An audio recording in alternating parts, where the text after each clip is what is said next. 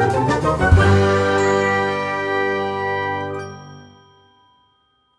আমি আজকে passage narration rules step by স্টেপের স্টেপ নাম্বার 17 আলোচনায় নিয়ে এসেছি। স্টেপ নাম্বার 17 এখন আলোচনা করব। আজকের টপিকটি খুবই ছোট, তাই প্লিজ ভিডিওটি সম্পূর্ণ দেখবেন। আমি আজকে দুইটি এক্সাম্পলের মাধ্যমে প্যাসেজ ন্যারেশন ইম্পর্টেন্ট দুইটি বিষয় বুঝিয়ে দিব। So let's get started. Example number 1, present participle phrase. So direct narration আমরা দেখতে পাচ্ছি, একটি এক্সাম্পল আমি রেখেছি, are you brothers ask the mistress of the house, comma তারপরে রয়েছে turning to the dervishes. So are you brothers ask the mistress of the house, comma turning to the dervishes. So এই যে কমার পরে এখানে আমরা দেখতে পাচ্ছি টার্নিং টু দ্য ডারভিশেস, এই this is the example of present participle. Because কখন প্রেজেন্ট পার্টিসিপল? যখন ভার্বের সাথে আইএনজি যোগ হয় তখন সেটা প্রেজেন্ট পার্টিসিপল। তবে সেটা জিরান্ডও হতে পারে, তবে কখন জিরান আর কখন পার্টিসিপল, কখন প্রেজেন্ট পার্টিসিপল, এই বিষয়টি আমি একটি ভিডিওতে ডিটেলস আলোচনা করেছি। আমার চ্যানেলে গিয়ে অবশ্যই দেখবেন পরবর্তীতে। তো আজকে এখানে এই যে কমার পরে প্রেজেন্ট পার্টিসিপল অংশ, এক্সট্রা অংশ রয়েছে ডাইরেক্ট ন্যারেশনে, এটাকে আমরা কিভাবে ইনডাইরেক্টে করব। সো এটা করার জন্য বেসিক্যালি আমরা এই প্রেজেন্ট পার্টিসিপল অংশটুকু একদমই প্রথমে অ্যাট দ্য বিগিনিং এই কাজটি করে ফেলতে হবে। সো কিভাবে? টার্নিং টু দ্য ডারভিশেস, এই অংশটুকু আমরা প্রথমেই লিখব টার্নিং টু দ্য ডারভিশেস, তারপরে কমা। অবশ্যই প্রেজেন্ট পার্টিসিপল অংশটুকু লেখার পর আমাদেরকে কমা দিতে হবে। সো তারপরে রয়েছে এই যে কে, স্পিকার, এখানে speaker the mistress of the house. So এই অংশটি আমাদের লিখতে হবে। তারপরে যেহেতু এটা আর ইউ ব্রাদার্স, এটা একটি ইন্টারোগেটিভ সেন্টেন্স, সো আমাদেরকে এখানে আস্কড লিখতে হবে রিপোর্টিং ভার্বটি দিয়ে। রিপোর্টিং ভার্বটি আমাদেরকে আস্কড লিখতে হবে। এবং কাদেরকে, রিপোর্টিং ভার্বের পর যে অবজেক্টটি হবে সেটা কাদেরকে বললো? এই ডারভিশেস অর্থাৎ দরবেশদেরকে। সো এখানে এই দেম, অর্থাৎ যেহেতু এটা ডারভিশেস প্লুরাল, সো এখানে দেম হবে। আর যেহেতু তারপরে এই সেন্টেন্সটি যেহেতু ডাইরেক্ট ন্যারেশনে আমরা দেখতে পাচ্ছি are you brothers interrogative sentence এবং শুধু অক্সিলারি ভার্ব দিয়ে শুরু হয়েছে, তাই আমাদেরকে এই সেন্টেন্সের শুরুতে ইফ বা হোয়েদার ইউজ করতে হবে বা লিখতে হবে। সো আমরা শুধু ইফ লিখতেছি।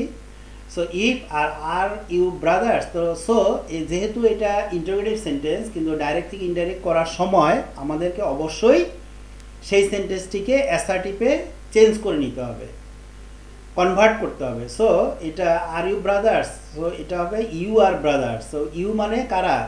ডারভিশেস, তারা, দে।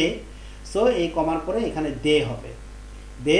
আর এমিজার থাকলে ওয়াজ ওয়ার হয়, সো এখানে ওয়ার হবে, বিকজ দে প্লুরাল, সো এই কারণে ওয়ার হবে। আর ব্রাদার্সের জায়গায় ব্রাদার্স হবে। So this is the indirect narration. It will be the indirect narration of this direct narration. Turning to the dervishes, comma, the mistress of the house asked them if they were brothers. So I think you got the point and you can understand what actually do at the time of present participle phrase if in the sentence.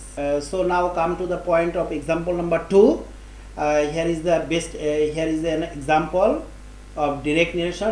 Direct narration, why do you beg? Told the mistress of the house situated beside the Buriganga. So এই যে এখানে situated রয়েছে, এটা actually past participle.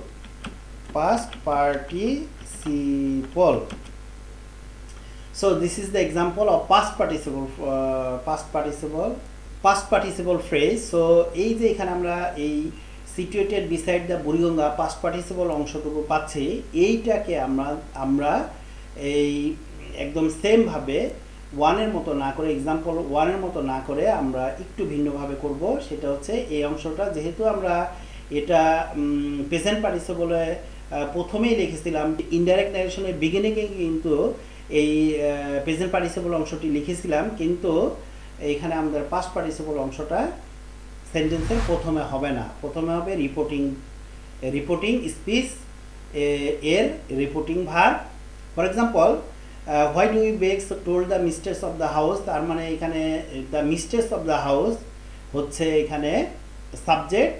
So the mistress of the house, তারপরে আমরা কমা দিয়ে এই যে পাস্ট পার্টিসিপল অংশটুকু রয়েছে এইটুকু লিখব, সিচুয়েটেড বিসাইড দ্য বুড়িগঙ্গা, আবার কমা। সো এই দুই কমার মাঝখানে আমরা এই এক্সট্রা যে ইনফরমেশন রয়েছে সেটিকে রেখে দিলাম। তারপরে আমরা মূল কাজটি করব, হোয়াই ডু ইউ বেগ, কেন ভিক্ষা করো, যেহেতু একটি ইন্টারোগেটিভ সেন্টেন্স, সো আমাদেরকে এখানে লিখতে হবে asked them do, why do you beg, কেন তোমরা ভিক্ষা করো, এই যে তোমরা। সো এখানে কিন্তু আস্কড দেম, তাদেরকে জিজ্ঞাসা করলো, হোয়াই দে বেগড, যেহেতু এটা ডু অর্থাৎ হোয়াই ডু, এখানে দুইটি বিষয় বোঝার রয়েছে। নাম্বার ওয়ান, যেহেতু এখানে হোয়াই অর্থাৎ ডাব্লিউএস দিয়ে কোশ্চেন থাকলে আমরা জানি যে ইফ বা হুইদার কোনোটি ব্যবহার করব না ডাইরেক্ট থেকে ইনডাইরেক্ট করার সময়। সো এখানে আমি ইফ বা হুইদার কোনোটি ব্যবহার করি নাই, ডাইরেক্ট হোয়াই। আর যেহেতু এটি হোয়াই ডু ইউ বেগ অর্থাৎ প্রেজেন্ট ইনডিফিনিটের স্ট্রাকচারে রয়েছে, সো এটি অবশ্যই ডাইরেক্ট থেকে ইনডাইরেক্ট করার সময় পাস্ট ইনডিফিনিট হবে। সো এখানে আমি যেহেতু সেন্টেন্সটি ডাইরেক্ট ন্যারেশনে ইন্টারোগেটিভ থেকে ইনডাইরেক্টে অ্যাসার্টিভ করব, সো এটা হবে ডু ডাজ ডিড উঠে যাবে, সো এখানে হবে ইউ বেগ, তাই হবে past indefinite you begged. So I think this sentence is converted from present indefinite into past indefinite. So I think you all are clear now this about present participle and past participle in direct narration, how you can change from direct to indirect where there is present participle and past participle, a little bit some extra information in the direct narration. So please comment below how have you understood, কিরকম বুঝেছেন, and if this lesson helps you, so please share this video with your friends and family members, and of course I request you to subscribe my channel to get update notification when I will upload my videos. You will be notified inshallah. So all the best. Assalamu alaikum.